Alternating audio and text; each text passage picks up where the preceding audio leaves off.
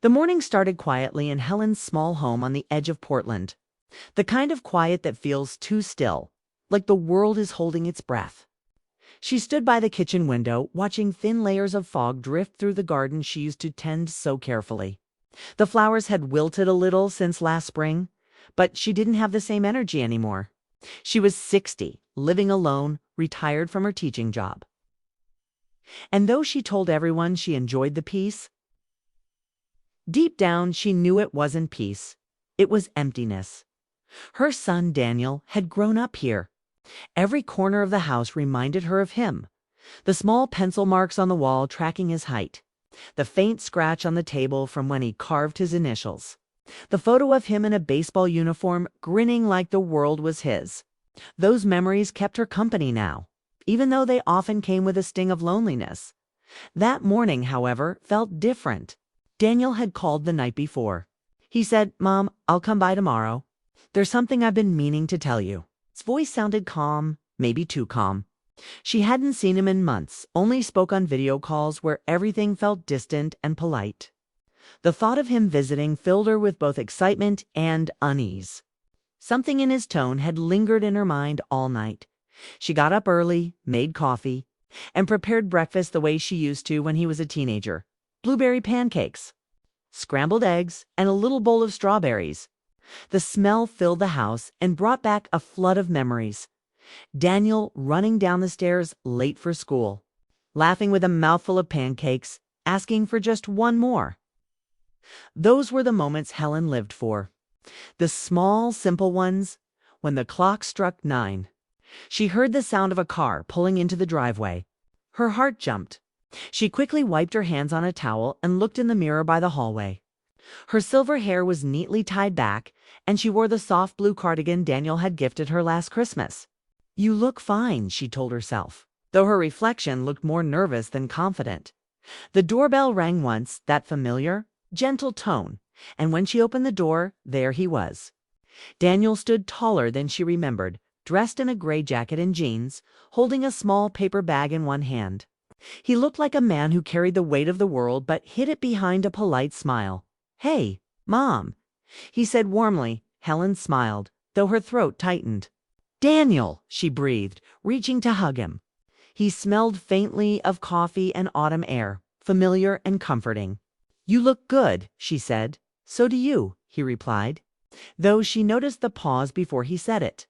They walked into the kitchen together, and Helen's heart filled when she saw him sit down at the old wooden table, the same seat he always took growing up. She poured him coffee, and for a few minutes, everything felt normal. The sound of spoons clinking, the smell of breakfast, the rhythm of small talk.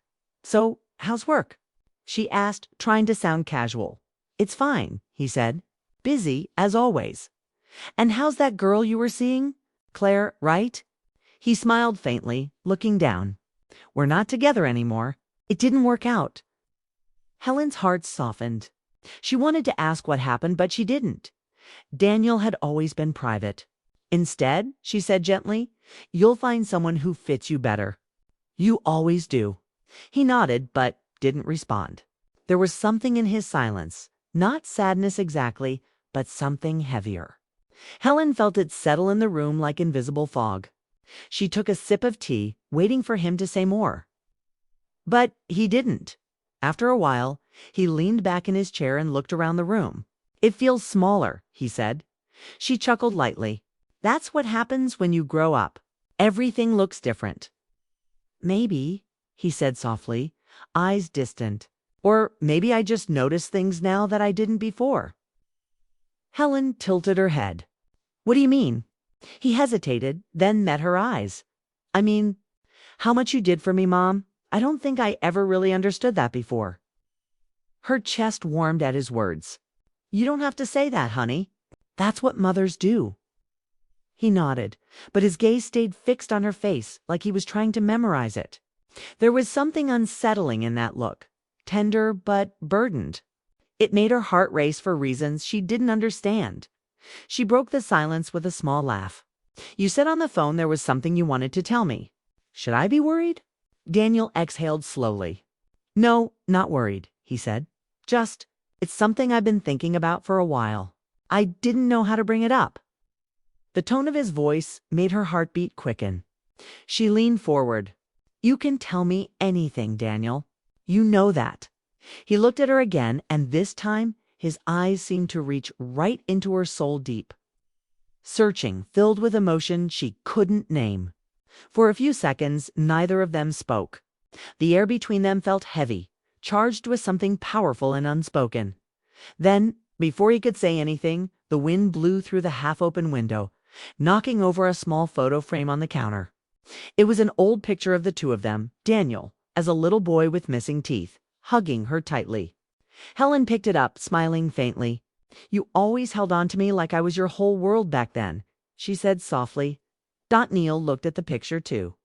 "You were," he replied quietly. Helen froze. There was something in the way he said it. Not casual, not nostalgic, but raw.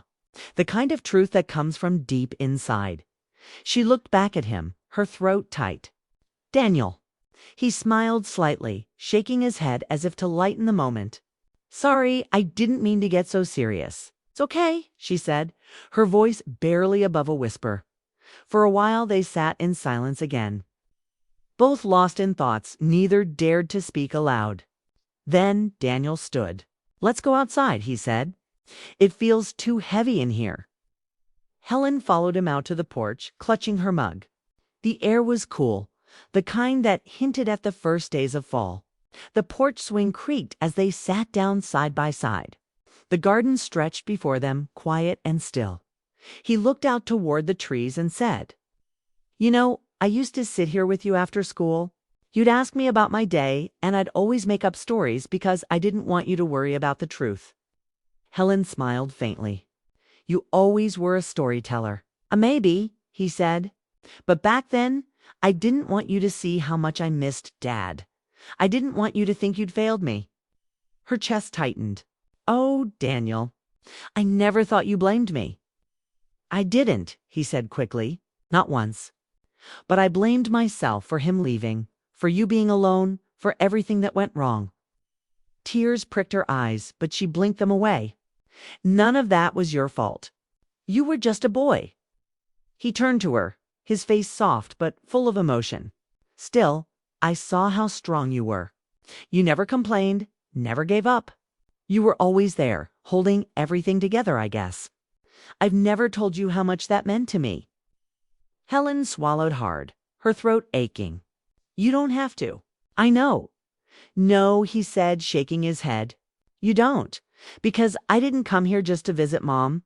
I came because there's something I need to say before I lose the chance." Her breath caught. "Lose the chance? What do you mean?" He didn't answer right away. Instead, he looked at her again, eyes steady, deep, full of a tenderness that made her heart tremble.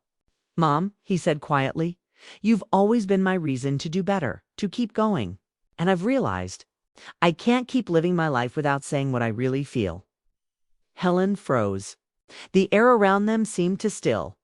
The wind stopped, the leaves quieted, even the sound of birds faded. She didn't know what he was about to say, but something inside her whispered that this moment, this quiet, suspended second would change everything. Her fingers tightened around the edge of her mug, and she said softly, "Daniel, what are you trying to tell me?" He took a deep breath, his eyes locked on hers.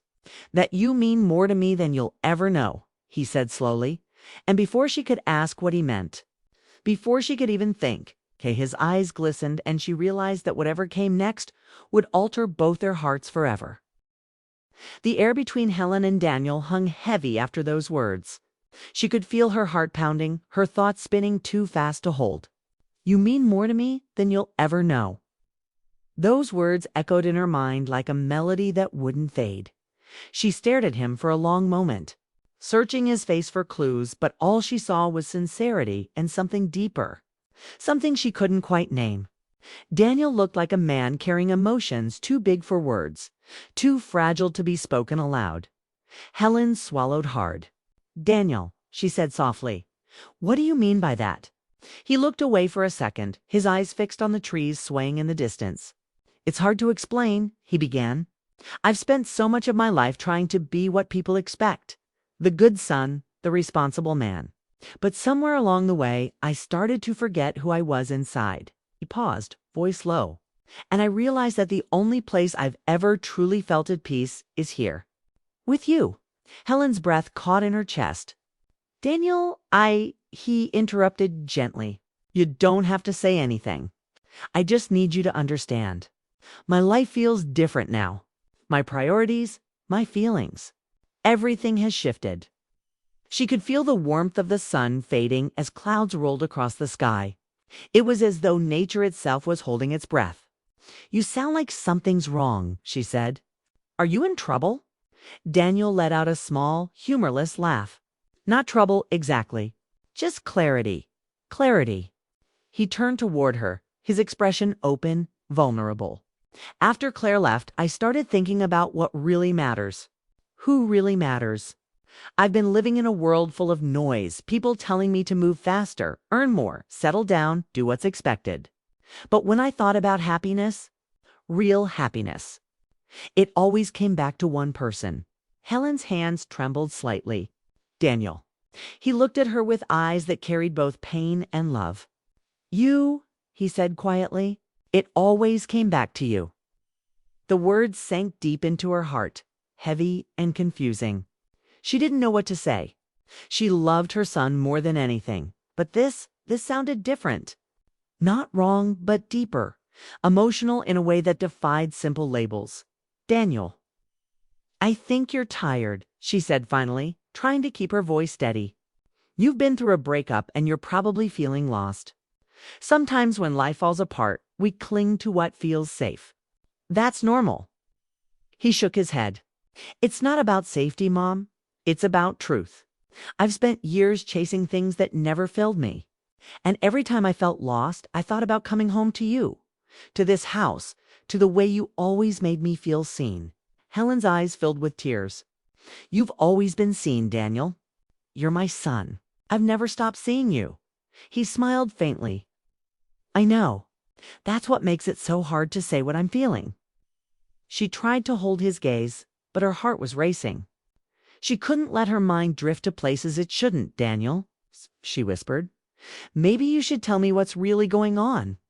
The truth. The truth, he said quietly, is that I've been running from my emotions for a long time. I thought success or relationships would fill that emptiness inside me. But now I realize the love I've been searching for, the kind that's patient, pure, unconditional. It was here all along. With you. Helen felt her chest tighten. She wanted to speak, but words failed her. She could see that Daniel wasn't speaking out of confusion or weakness. His face showed peace, like he had finally accepted something that had been haunting him for years. The sound of wind rustling through the trees filled the silence between them. Helen stood up, wrapping her arms around herself. Daniel, please, don't say things you'll regret later. You're my son. I can't, he stood too, his tone calm but firm. I'm not saying this to hurt you. I'm saying it because you deserve to know how deeply you're loved. You've always given, and no one's ever given back to you in the same way. I see that now. And I want you to know I'll always be here for you. You're not alone. Tears slid down Helen's face before she could stop them. The words she wanted to say tangled inside her. She didn't know if she was crying out of love, confusion, or heartbreak. Daniel reached out, hesitated, then gently touched her hand. His palm was warm, familiar. It's okay, he said softly. You don't have to say anything. Helen looked up at him, her lips trembling. You've always had a good heart, she whispered, and I know you mean well. But some things can't be spoken, Daniel. Some feelings belong in the quiet. He nodded slowly, understanding the boundaries she was trying to set, but the look in his eyes didn't fade. Maybe, he said, but silence doesn't change the truth. They stood there quietly, the porch creaking beneath their feet, the cool wind brushing past. Helen could feel the world shifting around her. Something unspoken had been revealed. Something that could never be undone. Daniel finally stepped back, giving her space. I'm sorry if I made things harder, he said gently. That wasn't my intention. No, she said quickly, shaking her head. You didn't hurt me. You just surprised me. He gave a small, sad smile. I guess I've been doing that since I was born. She laughed softly, wiping her eyes. Yes, you've always had a way of turning my world upside down. For the first time in a long while, they both smiled. The tension didn't vanish, but softened, like sunlight breaking through clouds. Let's go back inside, she said finally. I'll make more tea. They sat at the kitchen table again, quiet but calmer now. Daniel talked about his plans, maybe taking some time off work, maybe traveling for a bit. Helen listened, grateful to hear him dream again as he spoke. She found herself studying him, the way his eyes lit up when he talked, the way he still had that boyish spark hidden beneath the weight of adulthood. He was her son, her greatest joy, her only constant in a world that kept changing. When he paused, she said softly, "You're right about one thing, Daniel. We do forget what really matters." Maybe we both have. He looked at her curiously. What do you mean? She smiled faintly. I've spent so long trying to be strong, the dependable one, the one who doesn't need help. But maybe I do. Maybe I've needed you more than I let myself admit. Daniel's expression softened, and for a moment the heaviness between them melted into something tender, mutual understanding, a shared loneliness finally recognized. I'm here, he said quietly. I know, she replied. And that's enough. They stayed like that for a long time, sitting in the fading light, neither speaking much, just existing together, two souls who had carried too much silence for too long. When the clock ticked past 6, Daniel finally stood. I should head back soon, he said. It's a long drive.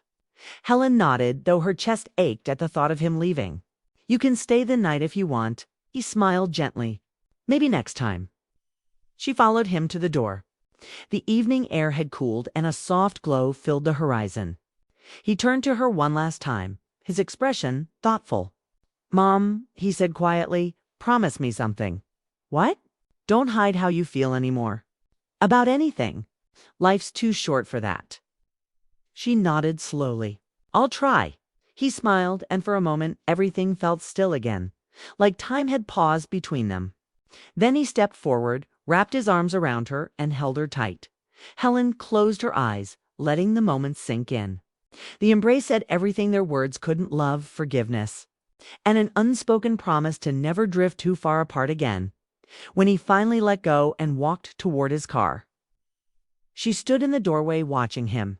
The sound of the engine faded down the road, leaving behind the quiet hum of crickets and the whisper of wind through the trees. Inside, the house felt emptier than before, but not cold. His words still lingered in the air. Don't hide how you feel. Helen sat by the window long after he left, her heart full and heavy all at once. She didn't fully understand what had changed between them that day, but she knew something had, and that nothing would ever be quite the same again. The following morning, Helen woke up earlier than usual. The house was quiet, but the silence didn't feel peaceful. It felt too heavy, like something important had been left unfinished. She sat on the edge of her bed, looking out the window where soft sunlight slipped through the curtains. The air carried the faint scent of last night's rain. And for a moment, she thought about Daniel's face as he said goodbye. There had been a calmness in his eyes, but also something else, something she couldn't quite name. Helen went downstairs and poured herself a cup of coffee. The kitchen felt emptier without his voice filling the room. His words kept echoing in her mind. Don't hide how you feel anymore. She had always been the one who stayed strong, who kept her heart guarded behind polite smiles and quiet routines. But now something inside her felt unlocked. She picked up her phone and hesitated before typing a message. Hope you reach safely. She stared at the screen for a moment, then hit send. Within seconds, the typing bubble appeared. Just got home, Daniel replied. Thanks for everything, Mom. Yesterday meant a lot to me. She smiled softly, a warmth spreading through her chest. But beneath that warmth, there was an something she didn't want to admit even to herself. The day went on quietly. Helen tried reading, watering her plants. doing laundry, anything to distract her thoughts, but everything reminded her of him. The way he smiled, the way his eyes softened when he spoke. She'd seen him as her little boy for so long, but yesterday, she had seen the man he had become, compassionate. Lost, searching for something real. That evening, she sat on the porch watching the sunset paint the sky orange and pink. The phone buzzed again. It was Daniel. "Can I call you?" "Of course," she typed back. When his voice came through the line, it was calm but full of emotion. "Hey, Mom," he said softly. "I've been thinking a lot since I left." "So have I," she admitted. "It was a heavy day." "I didn't mean to overwhelm you," he said. "I just needed to be honest." "I know," she replied, "and I appreciate that." There was silence for a moment, the kind of pause that carried 1,000 unspoken things. Then he said, "I'm planning to take a few weeks off work. I was thinking of driving out to the coast. Maybe visit some old places, clear my head. I'd like you to come with me." Helen blinked in surprise. "Me? Yeah," he said. "You deserve a break too. You've spent your whole life taking care of everyone else. It's time someone took care of you for once." Her throat tightened. "Daniel, that's sweet, but no excuses," he interrupted gently. "We'll keep it simple. A road trip. Just us. We used to do that when I was a kid, remember?" She smiled faintly, remembering the summer drives they used to take when he was small, their old blue car. The music, the laughter, those were good times, she said softly. "Then let's do it again," he said. "A fresh start. No expectations, just memories." She hesitated for a moment, then nodded to herself.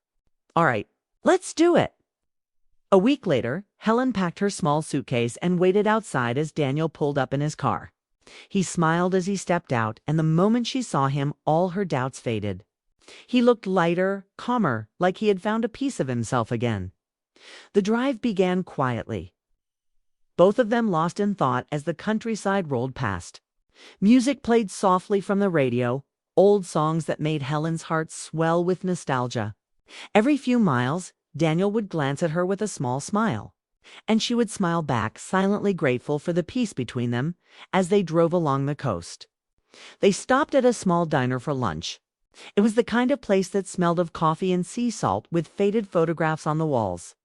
Over lunch, Daniel talked about his childhood, how he missed the days when things felt simple, when it was just the two of them against the world. "You always made things feel safe," he said, stirring his coffee. "Even when we didn't have much, I never felt like I was missing anything." Helen's eyes softened. "I did what any mother would do." "No," he said gently. "You did more than that. You gave me everything." She didn't know how to respond, so she just reached across the table and squeezed his hand. "You turned out all right, didn't you?" He laughed, a sound that melted the heaviness between them. "I'm still figuring it out."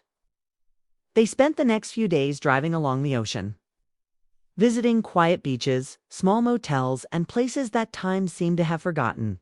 Every evening, they would watch the sun sink into the horizon, talking about life, mistakes, dreams, and things they'd never said before.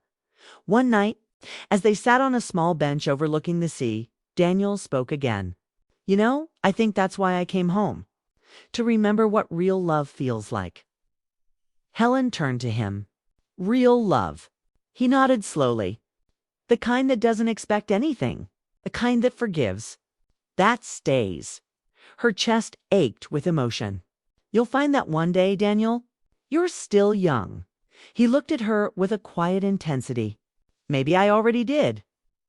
The words hung between them, heavy but tender. Helen didn't respond this time. She just looked at the waves and let the silence speak for them. Later that night, they stayed at a small inn near the shore. Helen couldn't sleep. She kept replaying his words, trying to make sense of what he really meant. Was it love? Gratitude? Or something deeper that neither of them could name? The next morning, as they packed up to leave, Daniel noticed her silence. "You're quiet," he said softly. She smiled faintly. "Just thinking." "About what?" "About how fast everything changes. One day you're holding a baby in your arms, and the next he's driving you across the country." He smiled warmly. You make it sound like I've grown up. You have, she said, her voice soft. More than you realize. They drove back home that afternoon. The road felt shorter, quieter. When they reached the house, the sun was setting behind the trees again, like the evening he first told her how he felt. Daniel helped her carry her bag inside. "Thank you for coming with me," he said. "It meant more than you know." Helen looked at him, her eyes full of both love and sadness. "It meant a lot to me, too." He hesitated at the doorway, as if unsure whether to leave. "Mom," he said finally, "I want you to promise me something." "What's that?" "Promise me you'll live for yourself, too. Do the things that make you happy. You've given enough to everyone else." She smiled gently. "I'll try." He nodded. "That's all I wanted to hear." He pulled her into a hug, and this time it felt different, longer, deeper, filled with gratitude rather than confusion. She closed her eyes and held on, feeling the weight of the moment settle in her heart. When he finally left, Helen stood by the window, watching his car disappear down the street. The emptiness returned, but it wasn't painful this time. It felt peaceful, like something had been healed. That night, as she sat in her living room, surrounded by the quiet hum of the house, she realized what Daniel had truly given her. It wasn't confusion or heartbreak, it was a reminder. A reminder that love, in all its forms, is powerful when it's honest and kind. His words, "Don't hide how you feel," had changed her more than she expected. For the first time in years, Helen felt ready to live again, not as a mother defined by responsibility, but as a woman with her own story to write. She picked up her journal and began to write, not about loss or fear, but about love, gratitude, and second chances. Outside, the wind moved softly through the trees, and for a brief moment, she swore she could still hear his voice saying goodbye. She smiled to herself and whispered, "I'm not hiding anymore." The next morning, sunlight filled the room. Helen brewed her coffee and looked out the window at the road where Daniel had driven away. Life felt different now, lighter, freer, as if she had finally exhaled after holding her breath for too long. And somewhere deep inside, she knew that this was only the beginning of her healing, her rediscovery, and her quiet, unspoken love that would always remain. Not in words, but in the spaces between them.